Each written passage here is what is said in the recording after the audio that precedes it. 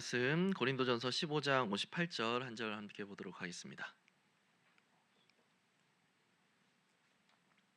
고린도전서 15장 58절. 고린도전서 15장 58절 우리 한 목소리로 함께 읽습니다. 그러므로 내 사랑하는 형제들아 견실하며 흔들리지 말고 항상 주의 일에 더욱 힘쓰는 자들이 되라. 이는 너희 수고가 주 안에서 헛되지 않은 줄 알미라. 아멘. 고린도 교회는 우리가 잘 아는 대로 문제가 참 많았던 교회죠. 분열의 문제도 있었고 또 결혼의 문제도 있었고 은사의 문제 등등 할 것 없이 교회에서 발생할 법한 그런 온갖 문제들이 이 고린도 교회에 발생을 했습니다. 사실 고린도 교회는 하나님의 나라를 위해서 참 활력 있게 사역할 수 있을 만한 그런 아주 유리한 교회라고 할 수가 있어요. 왜냐하면 그들에게는 은사가 다양하게 나타났기 때문에 그렇습니다. 예를 들어서 병 고치는 은사를 받은 성도가 있다면 이 은사를 통해서 교회 안에 병든 성도들을 강건하게 치유해 줄 수 있겠죠. 그렇게 병 고침 받은 성도들 중에 가르치는 은사가 있는 성도가 있는 거예요. 이 성도가 하나님께 고침 받은 것에 감사하면서 주일학교에 가서 아이들을 말씀으로 잘 양육하고 가르칩니다. 그렇게 신령한 교육을 잘 받은 어린 영혼들 중에 옷을 잘 만드는 은사가 있는 아이가 있는 겁니다. 이 아이가 나중에 커서 교회의 어려운 형제 자매를 위해서 옷을 만들어주는 구제 활동을 또 할 수도 있겠죠. 너무 멋지죠. 이런 모습이 바로 하나님께서 교회 안에 은사를 주시는 목적이에요. 고린도전서 12장에서 성령이 성도들에게 은사를 주시는 그 목적이 교회를 유익하게 하기 위해서다라고 이렇게 이야기하고 있어요. 또 에베소서 4장에서는 성령의 은사가 교회 공동체를 건강하게 세워가는 것에 그 목적이 있다라고 그렇게 이야기하고 있고, 또 로마서 12장에서도 이 은사를 통해서 그리스도의 몸을 세워가게 된다라고 그렇게 밝히고 있습니다. 즉 고린도 교회 성도들이 자신들에게 주어진 이 기막힌 신령한 은사들을 바르고 건전하게 사용하기만 했다면 고린도 교회를, 자신들의 그 교회를 그리스도의 몸으로서 아주 멋지고 건강하게 세워가기에 부족함이 없는 그런 환경이었다란 말이죠. 그런데 오히려 그 은사 때문에 분열이 일어나고 네가 잘났느니 내가 잘났느니 교만해지면서 다툼이 일어나게 된 거예요. 참 애석한 일이죠. 그런데 고린도 교회는 이렇게 단순히 공동체의 다툼의 문제나 또 경건의 문제를 넘어서서 교리적으로도 매우 심각한 문제가 나타나기도 했습니다. 바로 부활에 대한 잘못된 믿음을 이야기하는 자들이 생겨난 거예요. 15장 12절에 보면 너희 중에서 어떤 이들이 죽은 자의 부활이 없다라고 한대요. 당시 헬라 문화권에서는 육체는 악한 것이고 또 영혼은 선한 것이어서 영혼이 육체를 벗어나야 된다. 육체라는 감옥에서 영혼이 벗어나야 된다라고 그렇게 생각하는 그런 세계관이 있었습니다. 이런 세계관에 따르면 나중에 육체가 다시 부활해서 영혼이 그 육체로 다시 들어가는 이런 부활의 교리는 맞지가 않는 거예요. 굳이 이 더러운 육체에서 벗어났는데 왜 다시 그 더러운 육체로 돌아가냐는 거죠. 또 영지주의라는 강력한 이단 사상이 그 당시에 나타났었는데 이 영지주의자들도 그런 이야기들을 많이 했습니다. 당시에 팽배했던 이런 종교 문화적인 사상들에 고린도 교회 일부 성도들이 영향을 받은 거예요. 이들이 육체적 부활은 일어나지 않을 뿐더러 죽음 후에 심판 같은 것은 없다라고 교회 안에서 공공연하게 그렇게 이야기를 하기 시작한 거죠. 이렇게 부활의 교리가 잘못되게 되면 큰 문제가 발생하게 됩니다. 자, 보세요. 그리스도의 죽음과 부활로 우리의 구원이 완성이 됐습니다. 그리고 몸으로 부활하신 그리스도처럼 우리도 몸으로 부활해서 영원한 하나님의 나라에 입성하게 될 거예요. 이것이 성경에서 말하는 구원의 최종 완성 단계입니다. 그런데 이 부활이 없다는 거예요. 그럼 어떻게 되는 겁니까? 우리의 구원이 망상에 지나지 않게 되는 거죠. 그래서 15장 14절부터 쭉 보면 그리스도의 부활이 없다라는 것은 우리의 믿음이 헛되다라는 것을 의미하는 것이고, 또 우리가 여전히 죄 가운데 있다라는 것을 의미하는 것이고, 믿음 가운데 죽은 성도들도 다 망한 것이고, 그렇게 믿고 복음을 전하고 있는 우리가 세상에서는 가장 불쌍한 자다라고 사도 바울이 아주 장황하게 이야기를 하고 있습니다. 부활이 없다라고 말하는 것은 성도의 그 구원의 문제와 직결되는 아주 중차대한 사안이라는 거죠. 그런데 여기서 파생하는, 부활의 교리가 망가졌을 때 파생하는 또 하나의 매우 치명적인 실천적 문제가 있어요. 이렇게 부활의 소망이 제거되어 버리면 쾌락주의적인 태도에 빠져버리게 된다라는 겁니다. 어느 신학자는 개인의 사후관은 지금 나의 삶에 구체적으로 영향을 미치게 된다라고 이야기를 했어요. 죽음이라는 예정된 그 사건은 먼 훗날 있는 머나먼 이야기가 아니라 지금 현재의 삶을 이해하게 하는 기준점이 된다라는 거죠. 즉, 죽음에 대한 가치관은 지금 나의 삶의 의미, 이 사람이 왜 이렇게 살아가고 있는가, 이 사람이 왜 이렇게 말하고 생각하고 있는가를 판단하는 기준이 된다라는 겁니다. 고린도 교회의 어느 교인들처럼 사후에 부활이 없다, 심판이 없다라고 믿는다면 이들에게는 죽으면 끝인 거예요. 부활도 없고 심판도 없습니다. 심판이 없으니 내가 뭘 하든 다른 사람을 돕든 안 돕든 상관이 없는 거죠. 힘들면 그냥 포기하면 되는 것이고, 즐기고 싶은 것이 있으면 즐기면 되는 거예요. 이기적이고 죄에 물든 인간은 결국 지금의 삶을 누리자라는 그런 쾌락주의적인 가치관을 가질 수밖에 없고, 당연히 그런 삶의 태도를, 그런 생각을, 모습을 보일 수밖에 없게 되는 겁니다. 15장 32절을 보면 바울이 하는 말이 바로 그거예요. 죽은 자의 부활이 없다면 나도 너희들처럼 마찬가지로 내일 죽을 터이니 먹고 마시자라고 할 것이다. 이 말이 바로 그 의미입니다. 부활을 믿지 않는 자들이 공동체의 부활 소망을 흐리고 교회의 거룩성을 해치는 그 문제가 고린도 교회 안에 이미 발생하고 있었다라는 것이죠. 우리가 믿음의 삶을 살아가도록 만드는 아주 강력한 원천 중에 하나가 바로 이 부활신앙입니다. 죄를 멀리하고 거룩하게 살아가고자 하는 이유가 부활과 심판이 있다고 믿기 때문인 거예요. 우리가 고난 중에도 믿음을 기어코 지켜내려고 하는 이유는 우리의 때 묻은 옷을 벗기시고 영광의 면류관을 씌워주실 주님의 재림의 날이 반드시 온다라고 하는 그 믿음 때문에 그런 거죠. 우리가 이 땅에서 어떤 모습으로 살아갈 것인가, 어떤 가치관과 태도를 보이며 살아갈 것인가의 문제가 바로 이 부활에 대한 믿음과 확신에서 비롯된다라는 겁니다. 그래서 부활신앙은 십자가신앙과 더불어서 우리의 삶을 변화시키는 아주 강력한 요소일 수밖에 없는 거예요. 부활과 그 이후의 세상에 대한 소망과 기대감, 내가 가게 될 그 하나님의 나라는 얼마나 아름다울까, 얼마나 빛이 날까, 얼마나 영광스러울까, 얼마나 행복할까 하는 이런 기대감. 사도 바울도 로마서 8장에서 지금 자신이 당하고 있는 그 여러 힘든 고난과 그 핍박이 상당히 고통스럽지만 하나님의 나라를 향한 그 기대감으로 지금의 고난을 내가 견뎌내고 있다라고 그렇게 이야기합니다. 지금의 고난은 장차 도래해야 할 영광과 좋게 비교할 수 없도다. 이것이 사도 바울의 고백이죠. 부활에 대한 확신이 있으십니까?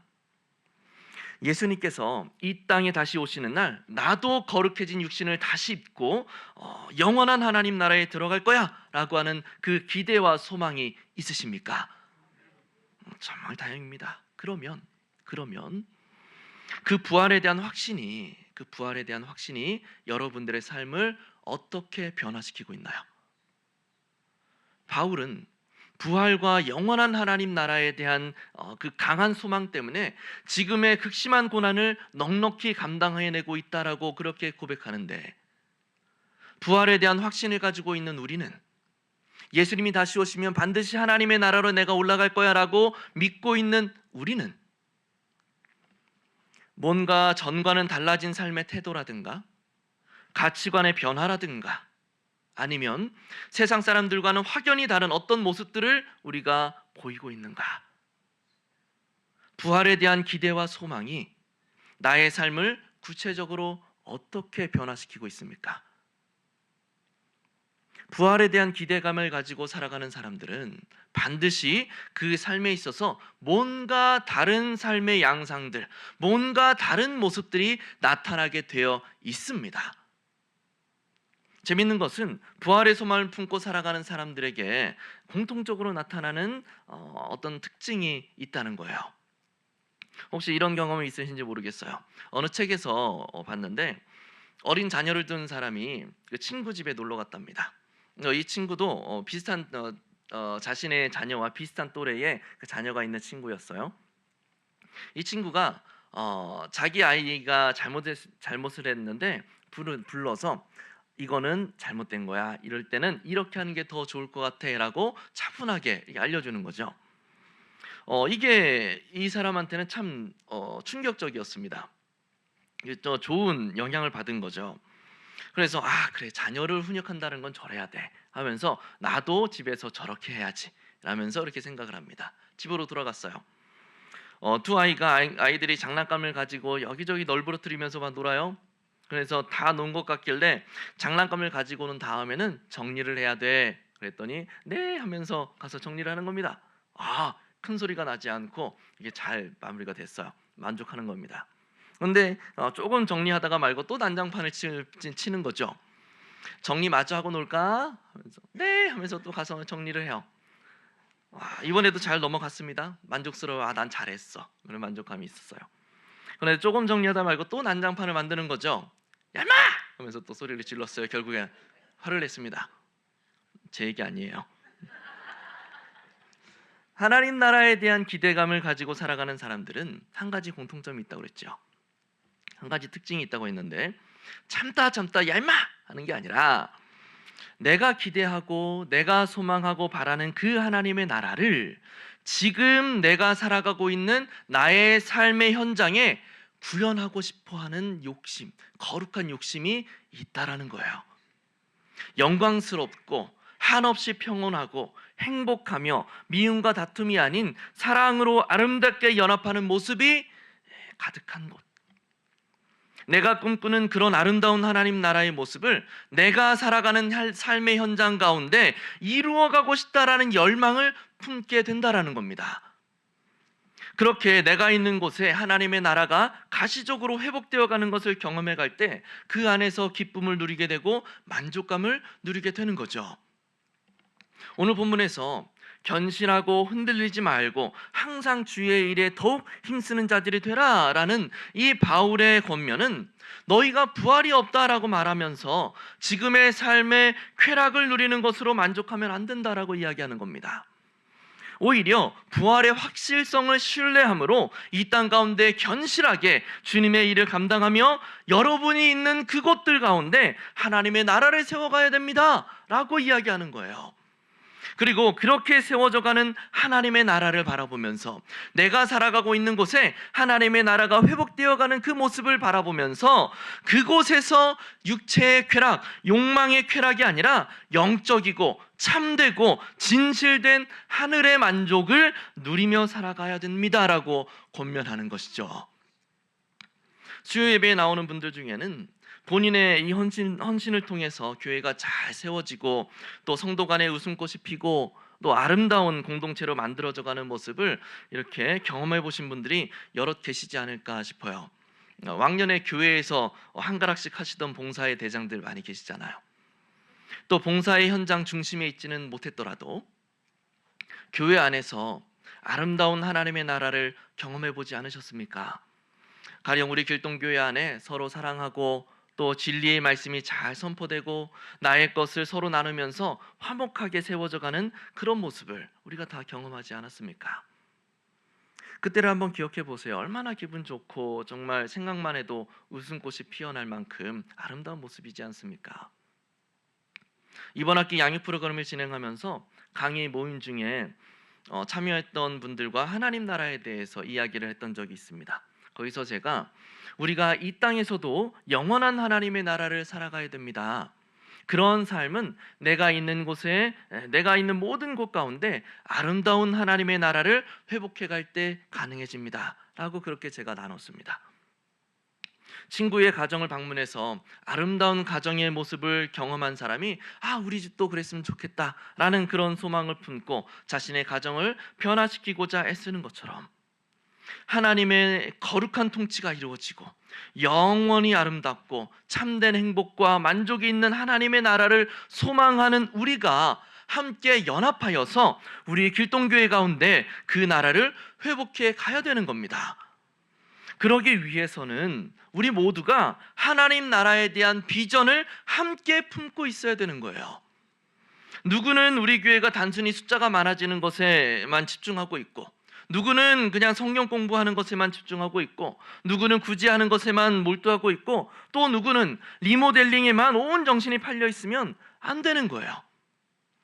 그러면 우리 교회 가운데 하나님께서 원하시는 그런 하나님의 나라는 이루어질 수가 없다라는 거죠. 우리가 전도하는 이유가 단순히 교인의 숫자를 늘리기 위함이 아니라 하나님의 나라를 더 확장시키고자 하는 열망 때문이어야 되는 것이고, 성경 공부를 하는 이유는 우리 길동교회가 더 말씀 위에 건강하게 세워져가는 하나님의 나라가 되기 위함이어야 되는 거예요.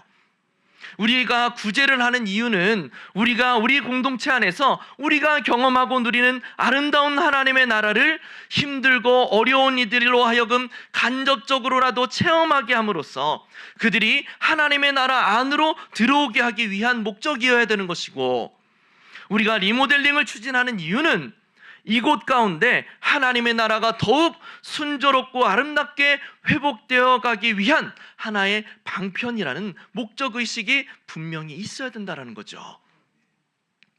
우리가 하나님의 나라라는 같은 비전을 품고 나아갈 때에 우리 공동체 가운데 진정한 하나님의 나라가 이루어질 수가 있게 되는 겁니다. 이번 여름 사역들을 감당함에 있어서도 똑같아요. 아름다운 순사역이든 주일학교 여름 사역이든 그냥 때가 됐으니 의뢰하는 행사구나 하는 생각으로는 절대 그 사역 속에 하나님 나라의 열매들이 맺어질 수가 없는 겁니다. 그릿이라는 책에서 성공적 삶에 있어서 가장 중요한 것은 재능이 아니라 확실한 목적에 기반한 열정과 끈기라고 그렇게 이야기해요. 아무리 재능이 출중해도 그 일에 열정과 끈기를 가진 사람을 이겨낼 수는 없다라는 여러 연구 결과를 그 책에서 이야기합니다. 모든 열정과 모든 끈기를 불태워서라도 이루고자 하는 그 목표를 우리는 비전이라고 하는 단어로 표현합니다. 순사역을 하든 교육부서 여름 사역을 감당하든 그 사역들 가운데 하나님의 임재를 경험하고 이 공동체 가운데 하나님의 나라를 회복하겠다라고 하는 강렬한 비전이 우리 모두에게 있어야 된다라는 거예요. 아름다운 순사역을 통해서 우리 순 가운데 하나님의 나라를 세워가고 하나님의 임재를 통해서 우리 공동체가 믿음 가운데 신앙의 성장을 이루어갈 것이다 라고 하는 그 비전을 품고 그 순사역에 임해야 된다는 겁니다. 주일학교의 여름사역을 통해서 우리 어린 심령들이, 우리 학생들, 청년들이 하나님의 나라를 세워가는 주님의 군사로 강력하게 일어설 것을 꿈꾸면서 내가 주를 향하여 부르짖으리라, 주일학교를 향한 간절한 비전과 소망으로 여러분들이 함께 기도해 주셔야 되는 거예요. 부활을 통해서 영원한 하나님의 나라를 소망하는 자로 거듭난 우리는 교회 안에서 이루어지는 여러 사역들 속에 최선과 성실함으로, 열정과 끈기로 헌신하며 함께 해야 하는 겁니다. 자연스럽게 그렇게 되는 거예요. 하나님의 나라를 향한 소망이 있으면. 그렇게 우리의 헌신을 통해서 우리 교회 공동체가 더욱 하나님 나라화 되어가는 모습을 바라보면서 우리는 굉장한 만족과 기쁨을 누리게 될 겁니다. 따라서 우리가 여름 사역에 적극적으로 참여하고 사역을 돕고 여름 사역을 위해서 기도하는 것은 그저 단순히 일하고 봉사하고 참여하는 것에 그치는 어떤 피상적인 활동이 아니라 그 섬김과 봉사를 통해서 나의 영이 하나님의 나라를 경험하는 무대가 되는 거예요. 그러니 나의 영을 위해서라도 적극적으로 헌신하고 참여해야만 하는 것이죠. 주일학교가 사라져간다고 하죠. 우리 교회만 보더라도 여름 수련회 기간이 되면 수백 명씩 모였다던 예전과 비교해서 그 규모가 상당히 작아진 건 사실입니다. 이런 현상이 단순히 독신주의적인 그런 가치관이 높아지고 아이를 낳지 않는 사회적 분위기에서만 그렇게 원인을 찾아야 할까요? 한국 교회 전체적으로 점점 힘들어지고 있다는 말들을 하죠. 다른 종교를 개종하는 교인들이 늘어나고 있다는 그런 통계 자료도 이미 수십 년 전부터 발표되고 있습니다. 교회가 점점 쇠퇴해져가는 지금 이 시대의 모습이 단순히 종교다원주의적이고 진리가 없다고 하는 어떤 그런 진리를 대적하는 세계관이 팽배해졌기 때문이다라는 말로 일축할 수 있을까요? 아니요. 교회라 함은 예수 그리스도의 능력의 보혈로 세워진 공동체입니다. 고린도후서 10장에서 말씀해요. 우리의 싸우는 무기는 육신에 속한 것이 아니요 오직 하나님 앞에 견고한 진을 무너뜨리는 강력이라. 우리의 싸우는 무기는 오직 하나님 앞에서 견고한 진을 무너뜨리는 강력이라. 세상의 도전이 아무리 견고하고 높을지라도 그 모든 것들을 능히 무너뜨리는 강력이 교회 가운데 있다는 겁니다. 그것이 우리의 무기라는 거예요. 그럼에도 지금 시대의 교회들이 힘을 잃고 이렇게나 연약해서 세상의 도전에 휘둘리는 이유가 무엇입니까? 고린도 교회 교인들이 그렇게나 온갖 신령한 은사들을 받았음에도 오히려 하나님의 나라를 건강하게 이루어내지를 못하고 서로 다투고 무시하고 분열을 경험할 수밖에 없었던 이유가 무엇입니까? 최고의 은사는 사랑이라고 이야기하는데 이 최고의 은사가 고린도 교회 가운데 나타나지 않은 이유가 무엇이냐는 말이에요. 그것은 다른 게 아닙니다. 하나님의 통치가 이루어지는 아름다운 하나님의 나라를 세우리라는 강력한 비전이 고린도 교회 성도들 가운데 너무나 희미해져 버렸기 때문에 그렇다라는 거죠. 하나님의 나라를 향한 비전이 아니라 자신의 명예와 나의 자존심을 세우는 것에 목적을 두고 자신이 속한 당파가 더 큰 권위를 갖는 것을 목표로 삼았으니 형제 자매를 사랑하는 모습이 나올 수가 없는 겁니다. 이 시대도 마찬가지예요. 교회들이 하나님 나라에 대한 그 거룩한 비전이 아니라 물질 만능주의적인 그런 생각에 물들고 자신의 개인 생활의 만족도를 올리는 것에 몰두하면서 살아가고자 하는 그런 사회 전반적인 흐름에 교회가 물들어 버린 겁니다. 인생의 목적, 내가 꼭 이루고자 하는 열망, 나를 가슴뛰게 만드는 그 목표가 하나님의 나라가 아니라 이 땅에서의 만족으로 바뀌어버렸다는 거예요. 우리의 비전이 현저하게 퇴보해버린 겁니다. 그러면서 우리에게 주어졌던 그 영적 강력, 세상의 도전을 능히 무너뜨리는 권세가 교회 가운데 사라져버리게 된 거죠. 따라서 이 시대의 교회들 가운데 무엇보다 중요한 것은 하나님 나라에 대한 소망을 회복하고 그 나라를 우리 교회 공동체 가운데 내가 살아가고 있는 모든 삶의 현장 가운데 세워나가겠다고 하는 그 강력한 비전을 다시금 회복하는 일입니다. 그것을 회복할 수 있는 최적의 시기가 언제인가? 바로 여름 사역의 때라는 거죠. 여름 사역 기간은 그 어느 때보다도 교회의 영적 집중력이 강력하게 나타나는 시기예요. 영적 각성과 또 회복과 성장을 위해서 어느 때보다도 뜨겁게 기도하고 집중하는 때이기 때문에 영적 파도가 강하게 몰아칠 가능성이 매우 높은 기간일 수밖에 없습니다. 그렇기 때문에 이 기간을 통해서 우리는 반드시 하나님 나라에 대한 강렬한 비전을 다시금 회복해야만 하는 거예요.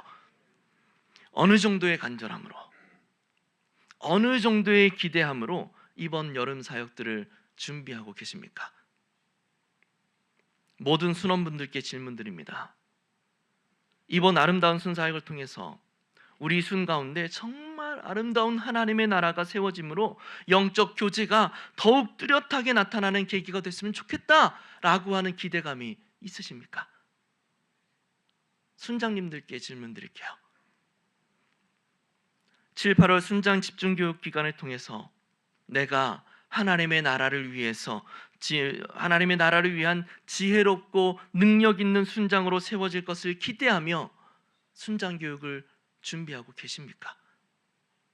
주일학교 선생님들, 여름 수련회를 통해서 우리 아이들이 하나님의 나라를 경험하고 이 어두운 세상 가운데서도 하나님은 진실로 살아계시다라는 사실을 확실하게 믿게 되어서 주님의 뜻을 따라 살아가는 이 하나님 나라의 강한 군사로 세워질 것을 바라는 강력한 그 비전이 있으십니까?